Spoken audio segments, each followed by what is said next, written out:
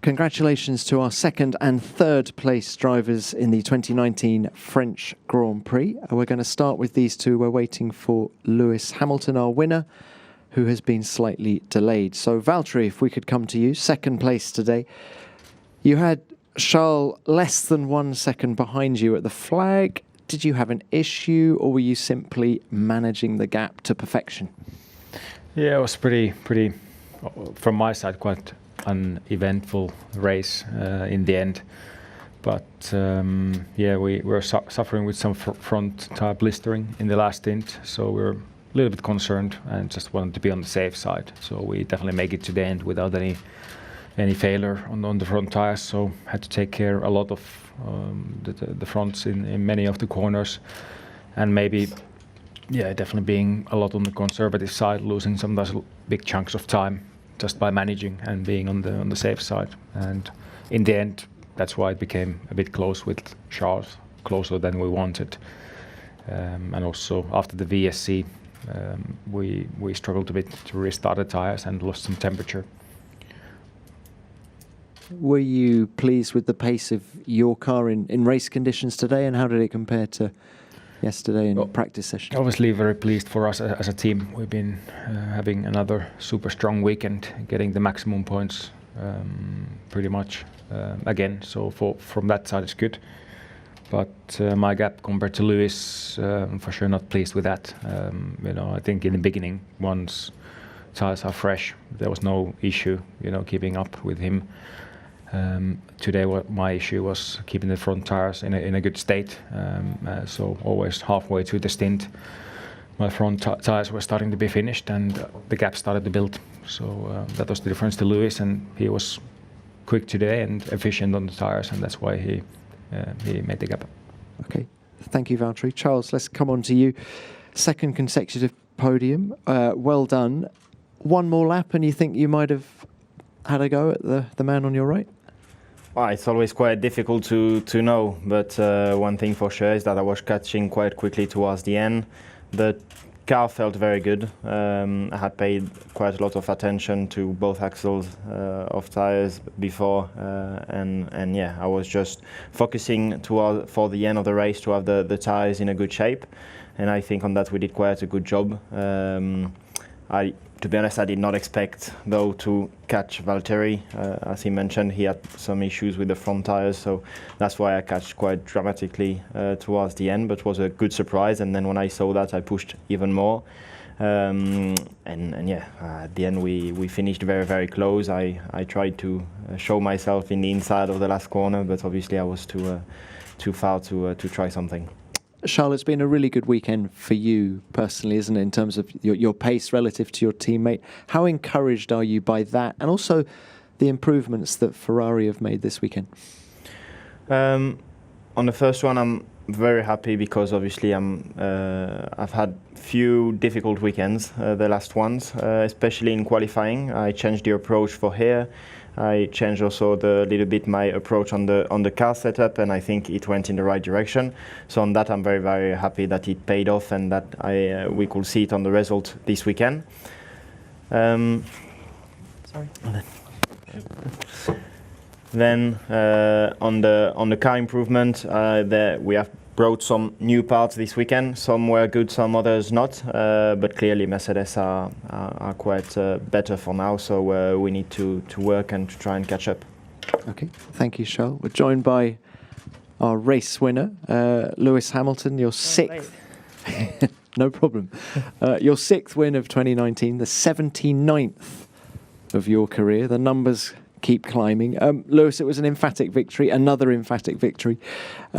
Fastest lap, the only thing that eluded you this weekend. Just talk us through the race. There was quite a lot of radio chat about tyres and broken seats, and what can you tell us? It was, I'd still say it was relatively eventful. We had, I think, broken my seat, like one of the seat stays.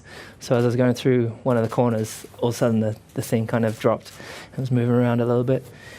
And then the start was good. Then I think the first couple of laps with the tires was not so easy. I don't know how it was for the other guys, but sliding around a little bit at the beginning. and then after that then it kind of got into my rhythm, and after that was quite comfortable. Was not expecting the medium tire to go as far as it did, but I was able to continue. They stopped me for sure too early. I could have kept going for at least another 5, maybe even 10 laps. I had a lot of life left still in the tires. And then we got onto the next tire, which felt good initially, but then I got a lot of graining on the tire, and but I was just really working on my craft and really working on. I was learning. Let's continue to learn about this track and where you can and where you can't push, where you can save, where you don't save, and all those kind of things. And with that, I started finding more and more time. And every time Valtteri and Charles put a good time in, I was a tenth or two ahead. So I just kept it consistent. And right at the end, I hadn't really thought much about the fastest lap. Being that we know that Vettel had a free stop. And so, the thing is with me, my mentality is that it doesn't matter whether they have a free stop, I'm still going to go for it. It's where the team's kind of like, don't even bother. And so, anyway, I came out the last corner, and then I decided halfway down the straight to go for it. So I probably lost a little bit in power mode, but other than that, it was a really good lap. And it's always good to be able to push, even and eke more out of the car. And there was a lot of drifting because the tires were quite old. So, and other than that, I just really grateful. We actually didn't come here with any upgrades. We just continue to refine this car, and my feeling within the car is improving as I get more into the season, particularly in like qualifying, but also in the race. So just a big thank you to all the guys back at the factory for their continued hard work, and it doesn't go unnoticed. And I hope that I know we've had a lot of success. I hope they don't, and they're not used to it. I hope they continue to keep pushing, because that's what I'm doing. Well, you said earlier that you're making history with this team. Can you just describe what it's like to ride the wave that you're currently on? Well, I'm not really a good surfer, so I can't really relate it to riding a wave necessarily, but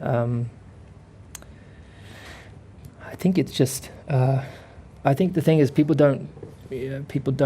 see naturally success, and they don't have a real understanding of just how much work goes on in the background. And maybe you can try to imagine, but then you got to multiply that by 10 or 100 or whatever it is. And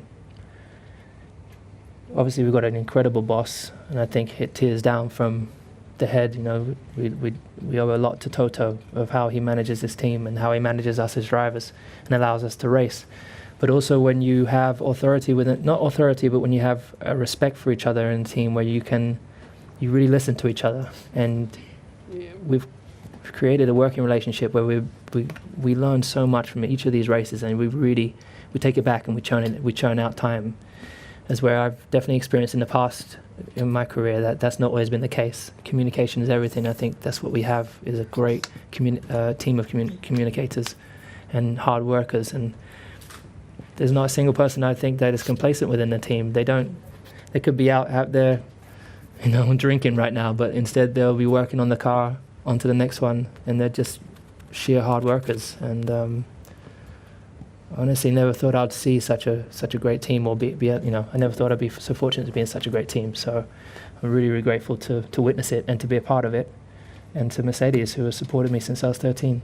It's really cool to continue to, particularly it's 125 years of Mercedes-Benz. So I think Valtteri and I continue to help them break more and more records. Okay, thank you, Lewis. Let's open this to the floor now. Please remember to give your name and publication. First question. Scott Mitchell from Autosport. Lewis, you mentioned about going for fastest lap right at the end. You talked when you spoke to Martin Brundle immediately after the race about the fears with the front tyres, the blisters, managing that. How was it balancing that need to preserve the tyres with the desire to push? I guess you must have felt fairly confident that you were able to go for that lap right at the end. Honestly, yeah. So I asked if anyone else was having blistering, and they didn't reply that Valtteri or anybody else was having the same. So I was a little bit nervous with that, and particularly as it started getting quite deep on the right side, and then it appeared on the left side, and I'm thinking, shoot, I remember last year, I think Lance, I think it was, so in the Williams, I guess, had the tyre blow up in turn 10. So I was a little bit nervous for that, even though I think we had the small gauge tyre, the thin gauge tyre last year as well. So a little bit nervous with that. So I basically reduced a bit of my speed for a period of time where I wasn't really leaning too heavily on the front tyre. And then right at the end, the car's at its lightest, and it's only one lap, so I went for it and pushed a little bit more, but not really taking the cake, you know. Unfortunately, it all held together. And I was just a little bit off, so we could have definitely had the fastest lap at the end there. But anyways. Thank you. Next one. Ben Hunt from The Sun. Lewis, congratulations. Is there any part of you that thinks about or doesn't think about doing showboating? I'm talking the likes in other sports where you see sports stars almost taking the mickey out of their opponents, like pulling over, slowing down, letting people catch up, or are you just constantly fearful that you've got to be there to hammer home the lap times and try and keep that gap as big as possible? Well, firstly, I don't hold fear in my heart. I just focus on trying to be great and improve as a driver, so it's nothing to do with fear. I've never really don't think I've ever been one for showboating, so I think with the world that we're in today, you can't win and you can't you lose either way you do it. People have an opinion about one way that you do it or another. I prefer to just keep my head down and keep chipping away at things. Naturally, I really enjoyed the last race and races like that. I've never made it a secret. That's the races that generally I think people enjoy most. And of course, these ones are not the ones that people enjoy most. But I think it's really important for people to realize it's not the driver's fault. This is a constant cycle of Formula One for years and years and years, even before I got to Formula One. And it's because the way Bernie had it set up and the decision heads they were making back then is still the same. And until that management structure changes, it will continue to be the same, in my opinion. And that's not my job to do that. My job is to come here and do the best I can as a driver. And thank you. Next one. Christian Mina, motorsportmagazin.com. Question for you, Valtteri.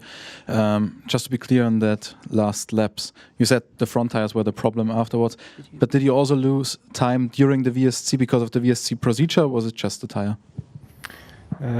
Yeah, I lost a little bit of time in the VSC, but I don't think I was the only one because it was like super quick. So you slow down a lot to be positive on the Delta. You're changing the engine modes. Then suddenly it was saying VSC ending, so in the right mode, I started to go flat out because I was a lot positive. So I think I got down to maybe +3 on the Delta, which is bigger than usual. So lost a bit of time there. But the main issue was because there was a lot of blistering, a lot of front tire wear. Once you lose a bit of temperature on the VSC, you struggle to gain it back when you don't have the surface of the rubber anymore there. So that was the bigger difference. So I couldn't really restart the tires. Thank you, Valtteri. Any more? Luis Vasconcelos from the press for Valtteri and Charles. Valtteri yesterday had said that the start was going to be the key, and so what went wrong there, or you needed something to go wrong for Luis there to make the pass? And for Charles, you had an interesting first couple of corners with Max. So can you explain how was that from your point of view?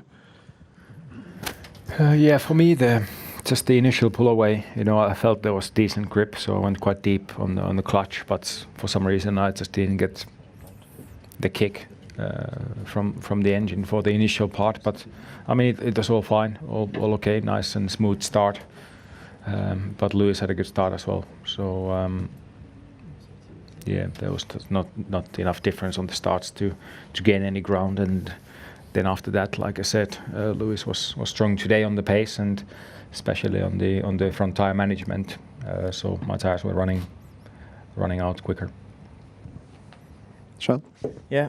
I was quite surprised of how quick the lights went off, but I quite like it. I think it's good. It's it's a good surprise, and it gives something more to the start. But apart from that, I didn't have a great start. After that, I had a slipstream.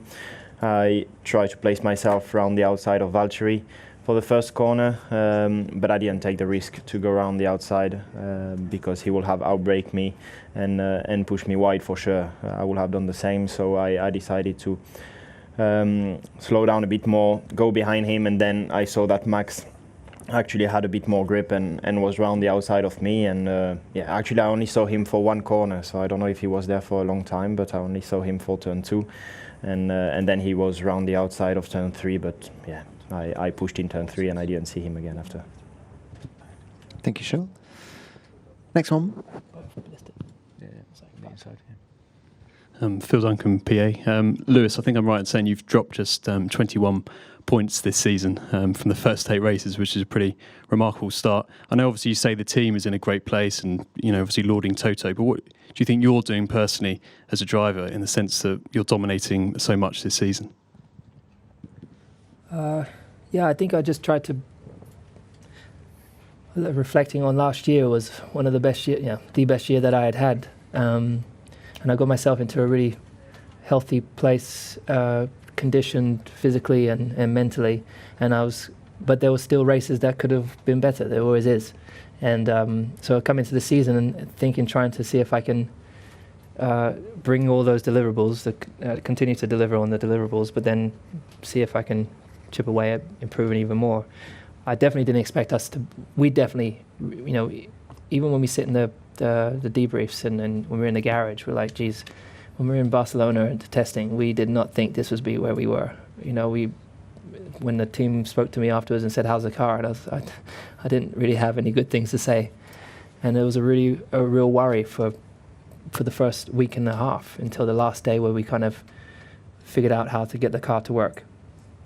And then since then, you know, the first few races, practice has been so. Valtteri's been super quick and much happier with the car, and I've been thinking, geez, why have I not been as on top of it as for example he has, or I have been in the past? But little by little, just keep working at it, keep chipping away, and it's getting better and better. But the races, that's continued to be my strongest point since the end, some point of last year, and that's really comforting.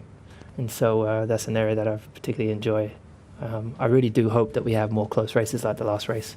I really hope Ferrari bring some extra downforce rather than keeping the straights fast. Get some speed through the corner so we can start racing each other. Thank you, Lewis. Next one.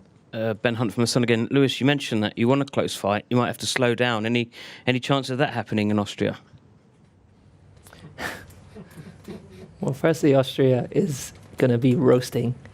I think everyone's going to have to slow down because it's going to be so hot. Our cars, you know, one of the issues that we have is our cars are too heavy, and so the brakes are beyond the limit. They're always overheating, and they're talking about going heavier in 2021, which is the wrong. Could promise you, it's the wrong direction. But anyways, we're going to struggle. I think next week will be a struggle because. But I think it's for everyone. It's super hot there, really hard for the brakes.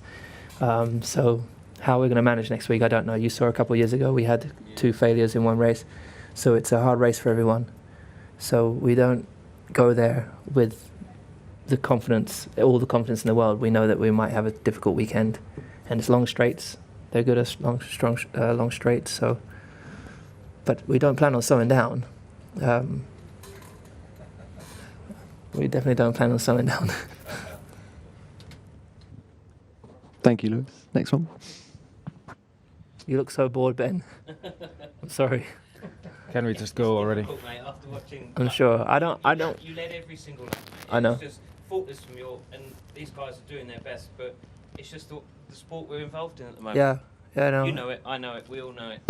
Yeah, but instead of, and I don't know if you do, but when you write a story and you say that if you say that it's boring, Yeah. no, but if you do, I totally understand it. And I remember growing up watching it. When, you know, don't point the fingers at the drivers because we don't write the rules. You know, we have nothing to do with the money shift and all that kind of stuff. You should put the pressure on the people that are at the head who should be doing the job. And I think they are trying to, but for many, many years they've made bad decisions. And do I have confidence that it's going to shift massively? I have faith that it's going to get better. I really, really hope so. And to the point that I went to Paris last week to get involved. So, you know, I was in that meeting with watching all the bosses of F1 and I think it was with FIA and all the Formula 1 teams. I'm trying to get involved in. I have nothing to gain by it. by being there, but if there's anything I can help, they've been making all these decisions and never once had a driver's input in that room. So if that can be the decisive point that helps shift it and the fans can get better racing, I would be proud to be a part of that. Thank you. Next one.